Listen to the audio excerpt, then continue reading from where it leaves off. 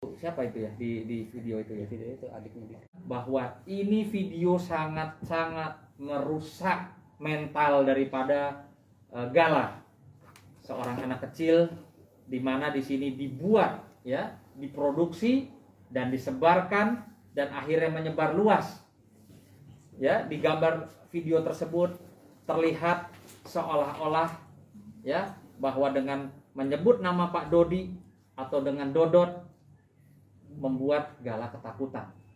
Ya, ada yang pakai topeng monster, ada juga hanya dengan menyebut Dodi, awas ada Dodi, awas ada Dodot. Gala menangis histeris. Setelah berebut hak perwalian Gala Sky Andriansyah dengan Faisal, ayah mendiang Bibi Ardiansyah, Dodi Sudrajat kembali menyindir besannya tersebut. Dodi Sudrajat adalah ayah mendiang Vanessa Angel.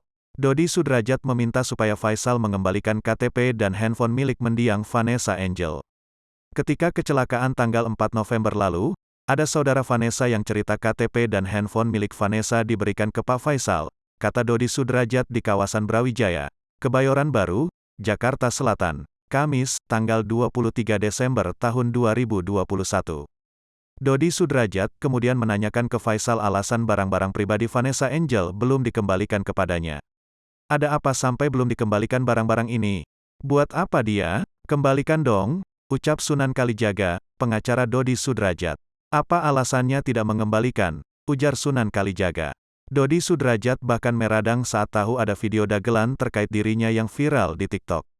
Di video itu Dodi Sudrajat merasa namanya dicemarkan, terutama di depan Gala Sky Andriansyah, cucunya. Dodi Sudrajat menduga, video viral itu dibuat Fuji, adik mendiang Bibi Ardiansyah yang selama ini mengasuh Gala Sky Andriansyah. Ini biadab banget, kata Dodi Sudrajat. Menurut Sunan Kalijaga, video tersebut sudah melanggar hukum. Video itu keji, yang membuat tidak ada hati nurani. Padahal Pak Dodi ini kakeknya Gala Sky, kata Sunan Kalijaga. Video tersebut dianggap telah melanggar UU ITE. Kami akan mengambil langkah hukum dan melaporkan ke polisi, ucap Sunan Kalijaga. Eri Kartanegara, pengacara lain, pembuat video yang telah mencemarkan nama baik Dodi Sudrajat dianggapnya telah melanggar pasal 27 ayat 1 UU ITE. Pasal itu menjerat siapa saja orang di dalam video, siapa yang membuat dan mengunggahnya. Semua terancam pidana penjara, kata Eri Kartanegara. Selama ini kami diam karena mengumpulkan bukti. Nantinya kami akan laporkan ke polisi, ucapnya.